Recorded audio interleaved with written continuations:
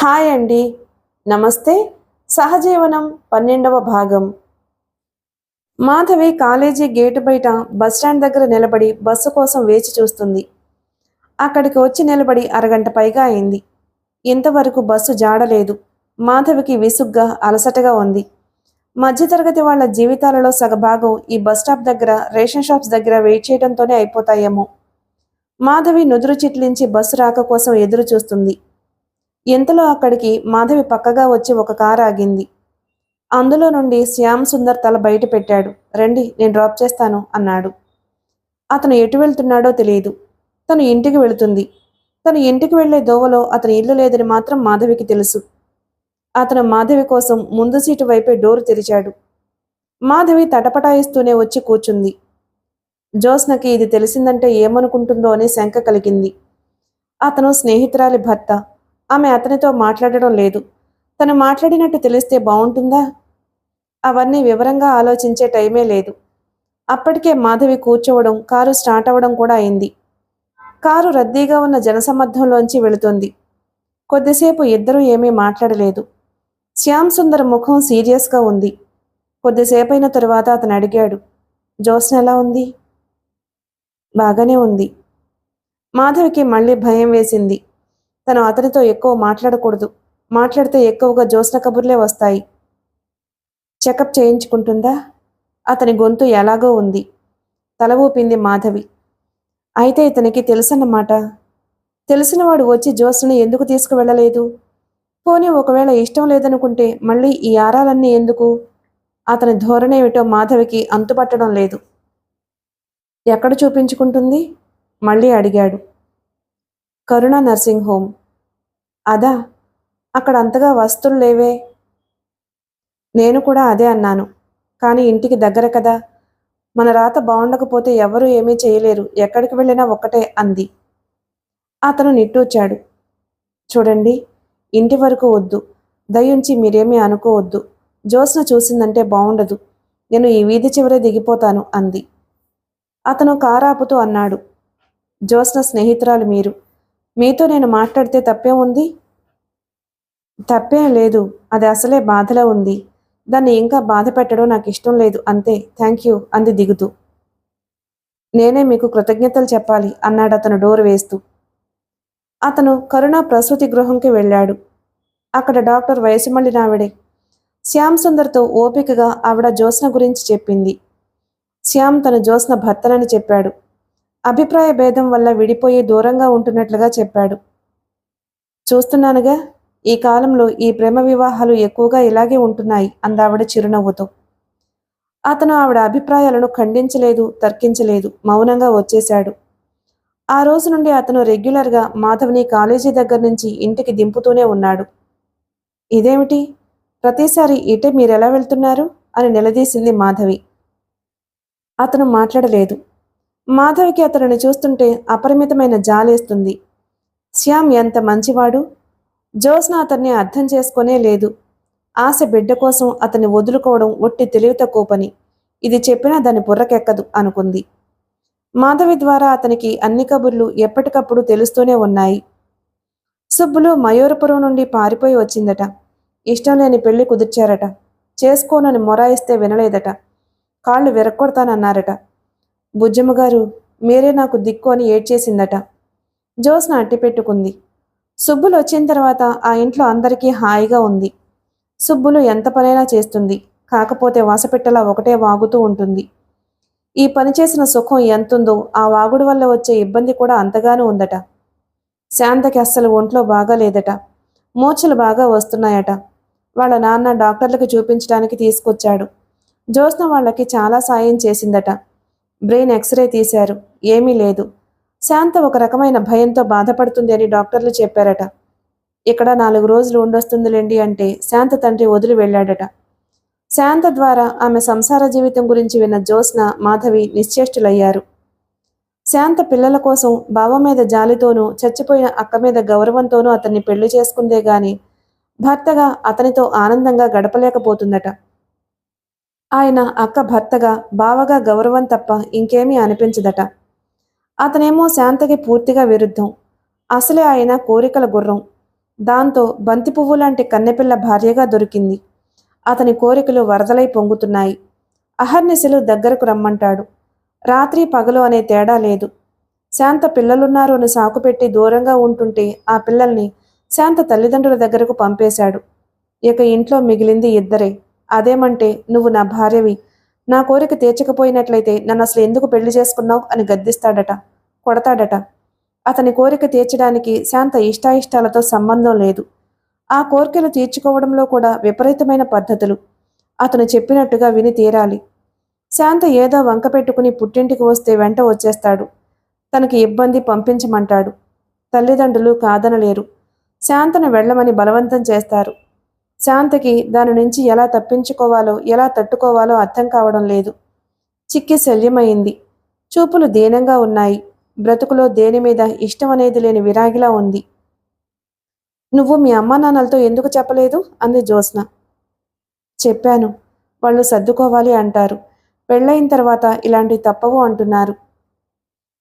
నువ్వు వాళ్ళని అడిగే ముందు అసలు లాయర్ గారి దగ్గరికి వెళ్దాం పదా, అతనికి డైవోర్స్ ఇచ్చేయి అంది జ్యోత్స్న. మాధవి సరిత వింటూ కూర్చున్నారే కానీ వాళ్ళేమీ కల్పించుకోలేదు. శాంతని చూస్తుంటే జ్యోత్స్నకి గుండె నీరవుతుంది. శాంత కాపురం చేస్తున్న అమ్మాయిలా లేదు. రాక్షసుల చేత పీడించబడుతున్న వ్యక్తిలా ఉంది. రాత్రైందంటే చాలు భయపడుతూ అరుస్తూ లేచి కూర్చుంటుంది. మధ్య మధ్యలో స్పృహ తప్పి పడిపోవడం ఒకటి. జ్యోత్స్న శాంతని చూపించి డాక్టర్ సర్టిఫికేట్ తీసుకుంది. తెలిసిన లాయర్ గారి దగ్గరకు వెళ్ళి శాంత విషయం చెప్పి భర్తకి విడాకుల కోసం నోటీస్ ఇప్పించింది. తిరుగుటపాల ఊడిపడినట్లుగా శాంత తండ్రి దూసుకొచ్చాడు. జ్యోత్స్న ఈ పని చేయించిందని తెలిసి జ్యోత్స్నని నానా తిట్లు తిట్టాడు. శాంతని బలవంతంగా లాక్కు వెళ్లడానికి సిద్ధమయ్యాడు. శాంత రానని ఎదురు తిరిగింది. ఆ భర్తతో కాపురం చేయనని మొండిగా చెప్పేసింది. నువ్వు ఎలా రావో నేను చూస్తాను. రేపు ఈ పాటికి పోలీసుల సాయంతో తీసుకువెళ్ళకపోతే నేను నీ తండ్రినే కాదు అని శపథం చేసి వెళ్ళిపోయాడు. శాంత తండ్రి సరాసరి శ్యామసుందర్ ఇంటికొచ్చాడు. తా చెడ్డకోతి వనమల్లా చెరిచిందని నీ భార్య తన కాపురం చెడగొట్టుకుందిగాక ఊళ్ళో వాళ్ళందరి సంసారాలు నాశనం చేస్తుంది. మీరేమో ఆవిడ్ని ఊరి మీద కొదులు కూర్చున్నారు. కాస్త బుద్ధి చెప్పుకోలేరు, భయపెట్టుకోలేరు అంటూ అరిచాడు. అయ్యో, మమ్మల్ని ఏం చేయమంటారండి? మా పరువే బజార్కెక్కిందని మేమేడుస్తుంటే అంది జానకమ్మ గారు. కోడలు తమ ఇల్లు వదిలి వెళ్లిన ఈ బాధలు తప్పనందుకు ఆవిడికి చాలా కోపంగా ఉంది. ఏం చేయమంటారు అంటారేమిటండి? మీ అబ్బాయికి మగతనం లేదా? భార్యను చెప్పినట్టు వినేటట్టయినా చేసుకోవాలి, లేకపోతే మక్కిలి విరగదన్ని ఊరు నుంచి తన్ని తగలేయాలి. ఆ రెండు చేతకాక గాజులు తొడిగించుకుని ఇంట్లో కూర్చుంటే సరిపోతుందా? ఆయన నోట్లోంచి మాటలు పూర్తి కానే లేదు. శ్యామ్ సుందర్ ఆయన మెడ మీద చెయ్యి వేసి బయటకు తోశాడు. Get out! ఇంకొక నిమిషం ఎక్కడున్నావా? నా చేతులు నిన్నేం చేస్తాయో నాకే తెలీదు అంటూ అరిచాడు. అతను ఆగ్రహంతో, ఆవేశంతో, అవమానంతో వణికిపోతున్నాడు. అతని అభిమానం ఏనాడు ఎరగనంతగా, ఊహించలేనంతగా గాయపడింది. నీ భార్యకు నువ్వు బుద్ధి చెప్పుకోలేకపోతే నేను చెబుతాన్రా. దాన్ని నరికి పాత్ర వేస్తాను. ఎవరనుకుంటుందో ఏమిటో ఆయన అరుస్తూ వెళ్ళిపోయాడు. అయ్యయ్యో, ఇంత చేసిన దాన్ని ఏమీ అనకుండా మధ్యలో ఆయన మీద మండిపడతావే? ఎందుకురా నీకు ఆ రోషం, ఇంకా సిగ్గు లేకుండా? నేను కూడా అంటున్నాను, అది అలా బరితెగించి బతుకుతోంది అంటే అది నీ చేతకానితనమే, నీ చవటతనమే. ఛీ, నా కర్మ కాలిపోను. నా సిగ్గు తగలబడా. కన్న కొడుకుని ఎవరో వచ్చి కళ్ళెదుట ఇలాంటి తిట్లు తిడుతుంటే చెవులారా వింటూ నిలబడ్డాను. ఒరే శ్యాము, నాకు చాలా గౌరవం తెచ్చిపెట్టావురా. చాలా సంతోషంగా ఉంది. మన వంశం ఎలాంటి వంశంరా? నిన్ను కన్నందుకు నా జన్మ తరించిపోయిందిరా. ఇక నేను ఆనందంగా చచ్చిపోవచ్చు. చస్తేనే నయం. ఇంకా ఎన్ని అపభ్రంశాలు చూడాలో. ఆవిడ గుండెల మీద పిడికిలతో గుద్దుకోసాగింది. శ్యామ్ ప్రమీల పట్టుకున్నారు. అయినా ఆవిడ ఆగలేదు. అన్నయ్య, నువ్వు కాసేపు అమ్మకు కనిపించకుండా వెళ్ళిపో అంది ప్రమీల. అవునరా శ్యాము అన్నాడు తండ్రి. తల్లి ఏడుస్తుంది, తలబాదుకుంటుంది. అతను నిస్సహాయంగా బయటకు నడిచాడు. అతని తల తిరిగిపోతుంది. కాళ్ల కింద భూమి కంపించినట్లుగా అయిపోతుంది. ఆ క్షణంలో తనను ఇంత అవమానానికి గురి చేసిన జ్యోత్స్నని చంపి తనని చంపుకోవాలి అన్నంత ఆవేశం వచ్చింది. చిచ్చి, ఏం జీవితం! ఎంత నవ్వుల పాలైపోయింది, ఎంత నరకంగా మారిపోయింది. శ్యామ్ సుందర్ 4 రోజులు నాగార్జున సాగర్ వెళ్ళి అక్కడుండి వచ్చాడు. ఈ 4 రోజుల్లో తనను తాను కూడదీసుకోవడానికి అతను ఎంతో శ్రమపడాల్సి వచ్చింది. ఎంతో సహనం పట్టాల్సి వచ్చింది. తనను తాను నిలవరించుకుని నిబ్బరం తెచ్చుకుని మొండితనంతో తిరిగి వచ్చిన అతనికి మాధవి చెప్పిన వార్త వినగానే పిడుగుపాటు చెందిన వ్యక్తిలా అయ్యాడు. తండ్రి తిట్టి వెళ్లిన రాత్రి శాంత ఎవరితోనూ ఇంకా మాట్లాడలేదు. మాధవి, సరిత శాంత వెళ్లిపోవడమే ఉత్తమమని చెప్పారు. తండ్రి డాక్టర్ సర్టిఫికేట్ సాయంతో పోలీసుల ద్వారా మతి చెలించిన శాంతని ఇంటికి తీసుకుపోవడానికి ప్రయత్నాలు చేస్తున్నాడని తెలిసింది. ఆ రాత్రి చాలాసేపు జ్యోత్స్న ఒడిలో తలపెట్టుకుని కూర్చుంది శాంత. ఆ మర్నాడు శాంత నిద్ర లేవలేదు. జ్యోత్స్న ఉదయం 9 గంటలకి డాక్టర్ దగ్గరికి పరీక్ష చేయించుకోవడానికి వెళ్ళింది. మాధవి కాలేజీకి వెళ్ళిపోయింది. శాంత నిద్రపోతుంది. రాత్రి నిద్రపోలేదుగా, నిద్రపోని అంది జ్యోత్స్న సుబ్బులుతో. 10 గంటలైనా శాంత లేవలేదు. ఆ చెయ్యి మంచం కిందకు వెళ్లాడుతున్న తీరు చూస్తే సరితకి అనుమానం వేసింది. దగ్గరకొచ్చి లేపింది. ఆ చెయ్యి చల్లగా మంచు ముద్దలా ఉంది. సరితకి భయం వేసింది. ఇంతలో జ్యోత్స్న రానే వచ్చింది. ఇద్దరూ శాంతను లేపడానికి ప్రయత్నించారు. శాంత శాశ్వతంగా నిద్రపోయింది. సుబ్బులు పరిగెత్తికెళ్లి వీధి చివరనున్న డాక్టర్ని తీసుకొచ్చింది. శాంత ప్రాణం పోయింది. సీసాలో నిద్రమాత్రలు లేవు. అన్నీ ఒకేసారి మింగేసినట్లుంది. ఆ పని పొరపాటుగా జరగలేదని శాంత దిండు కింద ఉన్న ఉత్తరమే చెప్పింది. అందులో శాంత ఇలా రాసింది: జ్యోత్స్న, నువ్వు నన్ను రక్షించలేవు. మా నాన్న బలవంతంగా నన్ను తీసుకుపోయే మాట నిజం. ఒకవేళ నేను ఉన్నా ఈ అనారోగ్యంతో నేను ఎవరి మీద ఆధారపడి బ్రతకను? నాకు సాయం చేసినందుకు శిక్షగా మొన్న నాన్న చేత ఎన్ని తిట్లు పడ్డావు? ఇవాళ నాన్న తిట్టాడు. రేపటి నుంచి లోకం కూడా తిట్టడం ప్రారంభిస్తుంది. మా నాన్నకి, ఈ లోకానికి ఎదురు తిరిగే ధైర్యం నాకు లేదు. ఎదురు తిరిగి నువ్వేం బావుకుంటున్నావని చెప్పు. నీలా ఒంటరిగా బ్రతకగలిగిన గుండె ధైర్యం నాకు లేదు. మా వాళ్ళు నన్ను వదలరు. ఆ నరకంలోకి నేను మళ్ళీ వెళ్ళలేను. యువతలు ఉండి ఒంటరిగా బ్రతికే శక్తి నాకు లేదు. అందుకే ఈ మార్గం ఎన్నుకున్నాను. ఎప్పటికైనా చచ్చిపోవలసిందేగా. నేను కాస్త త్వరగా చచ్చిపోతున్నాను. అంతే తేడా అనుకున్నాను. జ్యోత్స్న, మాధవి, సరిత, నన్ను పిరికిదాన్నని మీరు హేళన చేయకండే. ఆత్మహత్య చేసుకోవాలి అంటే ఎంత ధైర్యం, ఎంత తెగింపు కావాలో మీకు అర్థం కాదు. మీ శాంత. ఆ ఉత్తరం చూడగానే జ్యోత్స్న కూలబడిపోయింది. మాధవి కంగారు పడిపోయింది. సరిత మాత్రం ధైర్యం తెచ్చుకుని డాక్టర్ సాయంతో పోలీస్ రిపోర్ట్ ఇచ్చింది. శాంత తండ్రి వచ్చాడు. జ్యోత్స్నని ఆయన తిట్టిన తిట్లు చెప్పలేనివి. నా కూతుర్ని నువ్వే చంపావన్నాడు. నిన్ను చంపి కుక్కలకి వెయ్యాలి అన్నాడు. సరిత, మాధవి, సుబ్బులు అడ్డుకోకపోతే అంత పని చేసేవాడేమో కూడా. శాంత మరణం కేసు అయింది. జ్యోత్స్న, సరిత, మాధవి కోర్టుకెక్కాల్సి వచ్చింది. జ్యోత్స్న జీవితం మరింత నవ్వుల పాలైంది. విశాఖపట్నం నుండి చక్రపాణి వచ్చాడు. ఇదంతా చూసి భయపడిన అతను మాధవి చేత సెలవు పెట్టించి తనతో లాక్కుపోయాడు. సరిత కూడా మా బంధువులు రమ్మన్నారు అంటూ జారుకుంది. జ్యోత్స్న ఒక్కతే అయిపోయింది. అమ్మాయి గారు, మన ఊరు వెళ్దాం రండి, సుబ్బులు ఏడుస్తూ అంది. వద్దే సుబ్బులు, నీకంత భయంగా ఉంటే నువ్వు వెళ్ళిపో అంది. నేనా? నేను మిమ్మల్ని వదిలి చచ్చినా వెళ్ళను అంది సుబ్బులు. శ్యామ్ సుందర్కి కాళ్ళు చేతులు కట్టేసినట్లుగా ఉంది. అతను జ్యోత్స్నకి సాయం చేయలేకపోతున్నాడు. ఆ వ్యధ అతన్ని నిలువున దహించి వేస్తుంది. జ్యోత్స్నకి నెలలు నిండుతున్నాయి. మనిషి భారంగా ఉంది. అతను జ్యోత్స్న హాస్పిటల్ మెట్లు దిగి వస్తుంటే దూరం నుండి చూశాడు. మనిషి భారంగా ఉంది, చిక్కిపోయింది. చెంపలు లోతుకుపోయాయి. కళ్ళ కింద నల్లటి చారలు కనిపిస్తున్నాయి. అయినా ముఖంలో కాస్తంత కూడా అధైర్యం లేదు. లోకం చేస్తున్న హేళనలకు ఆ కళ్ళల్లో రవ్వంత కూడా బెదురు కనిపించటం లేదు. ఆత్మవిశ్వాసంతో సగర్వంగా ఎత్తుకుని తిరిగే ఆ తల కాస్త కూడా లజ్జాభారంతో గాని పశ్చాత్తాపంతో గాని కిందకు వంగినట్టు లేదు. తను నమ్మిన సత్యం కోసం రాజర్షిలా ఠీవిగా, హుందాగా, నిదానంగా, ఎలాంటి తడబాటు లేకుండా తన గమ్యం ఏమిటో తెలిసిన మహా చైతన్య రథంలా సాగిపోతున్నట్లుగా ఉంది. జ్యోత్స్నని చూస్తుంటే అతనికి కలిగిన ఆగ్రహం అంతా ఆవిరైపోతుంది. ఆ తెగింపు, ఆ గుండె ధైర్యం, ఆ మొండితనం వెనుక మానవత్వాన్ని ప్రేమించే ఒక మహా ప్రేమికురాలు ఉందని అతనికి తెలుసు. ఈ విషయం బహుశా అతనికి ఒక్కడికే తెలుసేమో. అందుకే అతనికి తప్ప జ్యోత్స్న ఇంకెవ్వరికీ అర్థం కాదేమో. రాత్రి 2 గంటలైంది. శ్యామ్ సుందర్ గదిలో కుర్చీలో జుట్టులోకి 2 చేతులు పోనిచ్చుకుని కూర్చుని ఉన్నాడు. అతను కూర్చుని ఉన్న ఆ తీరు చూస్తుంటే అతని మనసు ఎంతగా ఆందోళన చెందుతుందో తెలుస్తూనే ఉంది. అతను పక్కనున్న ఫోన్ తీసి నెంబర్ డయల్ చేశాడు. హలో. అవతల నుంచి కరుణ ప్రసూతి గృహం నుంచి నైట్ డ్యూటీ నర్సు పలికింది. జ్యోత్స్నకి ఎలా ఉంది? తగ్గు స్వరంతో అన్నాడు. నొప్పులు పడుతుంది. ఇంకా డెలివరీ కాలేదు. డెలివరీ కాగానే చెబుతామని చెప్పాంగా. నర్సు ఇంకో మాటకి అవకాశం లేకుండా విసుగ్గా ఫోన్ పెట్టేసింది. అతను నిట్టూర్చాడు. ఫోన్ పెట్టేశాడు. వాళ్ళు విసుగుపడడం సహజమే. సుబ్బులు మధ్యాహ్నం జ్యోత్స్న హాస్పిటల్లో చేరినట్టుగా నర్సు చేత తనకి ఫోన్ చేయించింది. శ్యామ్ వెంటనే డాక్టర్కి ఫోన్ చేశాడు. సాయంకాలం లోపల కాన్పు అవుతుంది అని ఆవిడ చెప్పింది. ఆ క్షణం నుంచి అతను ఫోన్ దగ్గర నుండి కదలనే లేదు. అరగంటకి, పావు గంటకి, 10 నిమిషాలకి జ్యోత్స్న డెలివరీ అయిందా లేదా అని కనుక్కుంటూనే ఉన్నాడు. సుబ్బులతో మాట్లాడాడు. జ్యోత్స్న ఏడుస్తుందని చెప్పింది. ఒకవేళ తనకేదైనా ప్రమాదమైతే శ్యామ్కి గాని బామ్మకి గాని కబురు చేయకూడదని సుబ్బులు చేత ఒట్టు వేయించుకుంది. శ్యామ్ కళ్ళల్లో నీళ్లు తిరిగాయి. వాళ్ళందరూ నన్ను వదిలేశారు, నాకిప్పుడు ఎవ్వరూ లేరు అన్నదట. అతనికి ఏం చేయాలో పాలుపోవడం లేదు. జ్యోత్స్న సుఖప్రసవం అయ్యింది అనే కబురు వినే వరకు అతని మనసుకి స్థిమితం ఉండదు. అతను మాటిమాటికి ఫోన్ చేస్తుంటే నర్సులకి విసుగ్గా ఉంది.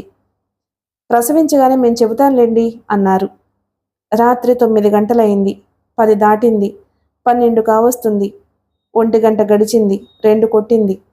అతను ఉండబట్టలేక మాటిమాటికి ఫోన్ చేస్తూనే ఉన్నాడు. జ్యోత్స్న బాగా నొప్పులు పడుతుంది. కాన్పు కష్టమయ్యేటట్టుంది. ఆపరేషన్ అవసరమవుతుందేమో. ఇప్పుడప్పుడే చెప్పలేను అంది డాక్టర్. గడియారం 2 గంటలు కొట్టగానే అతను ఆఖరిసారి అన్నట్టు ఫోన్ చేశాడు.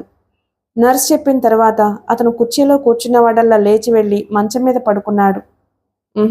అదే సాధ్యం కాలేదు. అతని మనసు నిలకడగా ఉండలేకపోతుంది. అతను లేచి కారు తాళాలు తీసుకుని బయలుదేరాడు. అతను వెళ్లేసరికి సుబ్బులు బయటే కనిపించింది. అబ్బాయి గారు అంటూ కన్నీళ్లు పెట్టుకుంది. డాక్టర్ గారు వచ్చింది, చూస్తుంది అంది. నర్సులు హడావిడిగా తిరుగుతున్నారు. ఇంకెవరో డాక్టర్లు వచ్చారు. డాక్టర్ గారు శ్యామ్ సుందర్ దగ్గరకు వచ్చింది. లాభం లేదు, ఆపరేషన్ చేయాలి. అతన్ని విజిటర్స్ రూమ్లో కూర్చోమని చెప్పింది. అతను కూర్చున్నాడు. లోపల గదిలో నుంచి జ్యోత్స్న మూలుగు, ఏడుపు వినిపిస్తున్నాయి. అది వింటుంటే అతని మనసు తెలియని భయంతో గడ్డకట్టుకుపోయినట్టుగా అవుతుంది. జ్యోత్స్న దగ్గరకు వెళ్లాలని ఎంతగానో అనిపిస్తుంది. నేనిక్కడే ఉన్నాను, నీకోసం నా ప్రాణం ధారపోస్తాను, నీకేం భయం లేదు జ్యోత్స్న అని అతని గుండెలకు హత్తుకుని చెప్పాలనిపిస్తుంది. జ్యోత్స్నతో కలిసి పంచుకున్న ఆనంద ఘడియలు గుర్తుకొస్తున్నాయి. జ్యోత్స్నకి ఏ విధంగానూ సాయపడలేని తన అసక్తత సిగ్గుపడేలా చేస్తుంది. అతను కూర్చోలేకపోతున్నాడు. కూర్చున్నవాడల్లా కుర్చీలోంచి లేచాడు. సిగరెట్ తీసి వెలిగించాడు. ప్యాంటు జేబుల్లో చేతులు పెట్టుకుని గదిలో అటూ ఇటూ పచార్లు చేశాడు. ఆ రాత్రి అసలు తెల్లవారుతుందా అన్నంత సుదీర్ఘంగా ఉంది. ఆకాశంలో వేగుచుక్క కనిపిస్తుంది. తెల్లవారుజాములో నిశ్శబ్దం, చల్లదనం మెల్లగా లోపలికి రావడానికి ప్రయత్నిస్తున్నాయి. ఇంతలో గదిలో నుంచి ఒక్కసారి పసిపిల్ల క్యార్మన్న ఏడుపు వినిపించింది. వరండాలో స్తంభానికి ఆనుకుని నిలబడి ఉన్న అతను ఉలిక్కిపడ్డట్టుగా మూసి ఉన్న జ్యోత్స్న గది తలుపుల వైపు చూశాడు. గదిలోంచి వినవస్తున్న పసిపిల్ల ఏడుపు అలలు అలలుగా వచ్చి అతి నిశ్శబ్దంగా ఉన్న ఆ హాస్పిటల్ అంతా ప్రతిధ్వనిస్తుంది. అది వింటుంటే అతని మనసు ఒక్కసారిగా పులకరించింది. అలసటగా, ఆందోళనామయంగా, వేదనాభరితంగా, ఎండి బీటల వారి పగుళ్లు చూపిన భూమిలా ఉన్న అతని మనసుకి ఆ పసికందు ఏడుపు అమృతపు చినుకుల తొలకరి జల్లులా ఉంది. అతనికి సృష్టి యావత్తూ పులకరించినట్లుగా అనిపిస్తుంది. 10 నిమిషాల తర్వాత డాక్టర్ గారు బయటకు వచ్చి చెప్పింది. ఆడపిల్ల, డెలివరీ మామూలుగానే అయింది, ఆపరేషన్ అవసరం లేకపోయింది అంది. ఈ వార్త అతనికి ఎంతో సంతోషాన్ని కలగచేసింది. అతనికి ఒక్కసారిగా చెప్పలేనంత నీరసం వచ్చేసింది. నిలబడలేనట్లుగా అక్కడున్న కుర్చీలో కూలబడ్డాడు. హమ్మయ్య! అతని మనసు ఆందోళన భారం నుండి ఇప్పటికి విముక్తి చెందింది. మరో అరగంట తరువాత డాక్టర్ గారు పసిపిల్లని పొత్తిళ్లలో పట్టుకుని తెచ్చి చూపించింది. ఇదిగో చూడండి మీ కూతుర్ని. మొట్టమొదటిగా చూస్తున్న వ్యక్తి మీరే. జ్యోత్స్నకి ఇంకా మెలకువ రాలేదు అంది. శ్యామ్ కుర్చీలోంచి లేచాడు. తమకంగా ఆ కళ్ళు తెరవని పసికోన వైపు చూశాడు. తన రక్తానికి ప్రతిరూపం, తన అనురాగానికి ప్రతిబింబం. అతనికి ఎంతో గర్వంగా అనిపించింది. 9 పౌండ్లుంది. తల్లిని కాస్త కష్టపెట్టింది గాని హెల్దీ బేబీ అంది డాక్టర్ తీసుకుని వెళ్ళిపోబోతూ. డాక్టర్ వెనక నుంచి పిలిచాడతను. ఏమిటి? అతను తటపటాయింపుగా చూశాడు. జంకుగా అడిగాడు. నేనొక్కసారి ఎత్తుకోవచ్చునా? అరే, ఎందుకు ఎత్తుకోకూడదు? మీరు పాపకు తండ్రేగా, ఇదిగో తీసుకోండి అంటూ అందించింది. అతను జాగ్రత్తగా ప్రాణప్రదమైన వస్తువుని దోసిలతో అందుకుంటున్న భక్తుడిలా చేతులు చాచి ఎత్తుకున్నాడు. పాపని తదేకంగా చూస్తున్న కొద్దీ అతని కళ్ళల్లో నీళ్లు ఉబికి రాసాగాయి. మనసులోనే అనుకున్నాడు, చిట్టి తల్లి, నువ్వు వచ్చి ఎంత మంచి పని చేశావు. మీ అమ్మ ఇప్పుడు ఒంటరి మనిషి కాదు, నీ తోడుంది. నిన్ను చూసుకుని ఇక సర్వ బాధలు మర్చిపోగలదు. నా బంగారు తల్లి, నీ రాక వల్ల నా బాధ కాస్తైనా తీరింది. కనీసం జ్యోత్స్నకి నేను నిన్నైనా ఇవ్వగలిగాను అనే తృప్తి నాకు లభిస్తుంది. మళ్ళీ ఇంకోసారి నేను నిన్ను ఎత్తుకోగలనో లేదో. నువ్వు పెద్ద అయిన తరువాత ఎప్పటికైనా సరే మీ అమ్మను తీసుకుని నువ్వే నా దగ్గరకు రా. మీ ఇద్దరి కోసం నేను జీవితంలో ఆఖరి క్షణం వరకు ఎదురు చూస్తూ ఉంటాను. అతన్ని చూస్తూ డాక్టర్ అంది, మిస్టర్ శ్యామ్ సుందర్, ఏమిటిది? మీరు మరీ ఎమోషనల్ పర్సన్లా ఉన్నారే. అంతా సవ్యంగానే జరిగిపోయిందిగా అంది. అవును, సవ్యంగానే జరిగిపోయింది. Thank God. Thank you doctor, thank you అస్పష్టంగా అన్నాడు. డాక్టర్ పిల్లని అతని చేతుల్లోంచి తీసుకుని జ్యోత్స్న గదిలోకి వెళ్ళిపోయింది. అతను కారులో కూర్చుని ఇంటికి వచ్చేస్తున్నాడు. అతనికి పాప పుట్టినందుకు ఎంతో ఆనందంగా ఉంది. నేనే అలా వదిలి వచ్చేయాల్సినందుకు తీరని దుఃఖంగా కూడా ఉంది.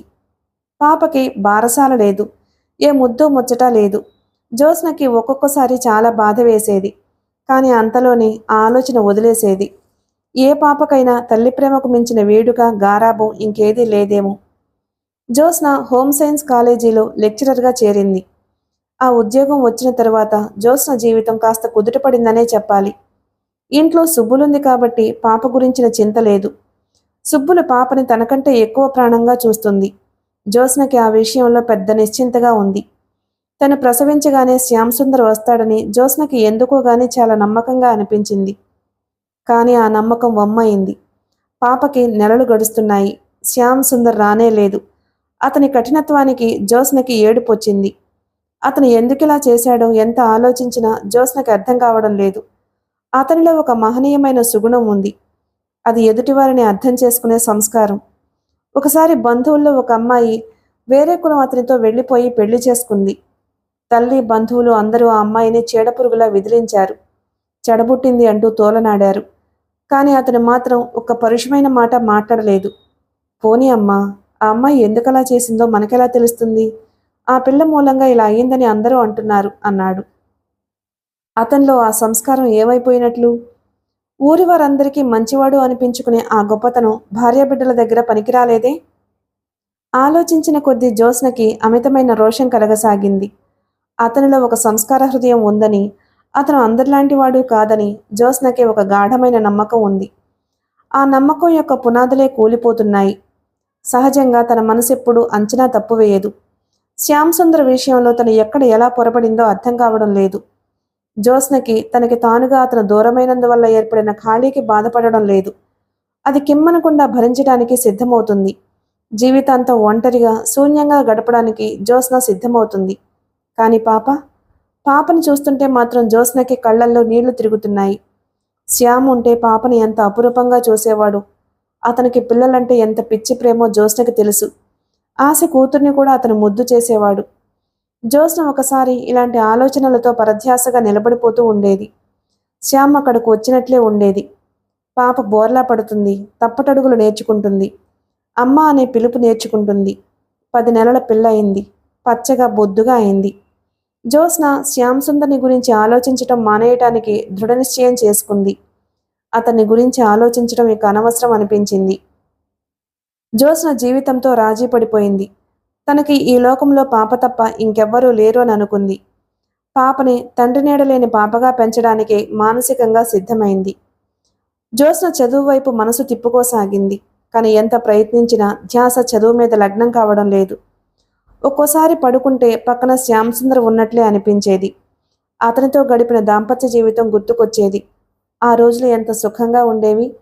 అతని గుండెల మీద తలా నుంచి కబుర్లు చెబుతూనే ఒక్కోసారి అలాగే నిద్రపోయేది. అతని పరిష్వంగం ఎంత సుఖంగా ఉండేది. ఎంత ప్రయత్నించినా ఆ నిశ్చింత ఇప్పుడు రావడం లేదు. జ్యోత్స్న శారీరకంగా శ్యామ్ నుండి విడివడి దూరంగా వచ్చేసింది. పగలంతా ధైర్యంగానే ఉండేది. రాత్రి అయ్యేసరికి ఎలాగో అనిపించేది. ఆ ఒంటరితనం భయంకరమైన ఊబిలా ఉండేది. అందులో నుండి యువతలకి రావాలని పెనుగులాడేది.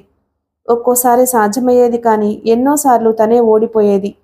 మానసికంగా అతని దగ్గరే ఉన్నట్లుగా అతనితో కలిసి గడిపిన ఆ దాంపత్య జీవితాల అనుభూతుల నుండి తనకింక విముక్తి లేనట్లుగా అనిపించేది. ఒక్కోసారి జ్యోత్స్న నిశితంగా తనను తాను ఆత్మవిమర్శ చేసుకునేది. అసలు నేనేం తప్పు చేశాను? ఎందుకు వీళ్ళందరూ నన్ను వదిలేశారు? ఆశ నా ప్రాణ స్నేహితురాలు.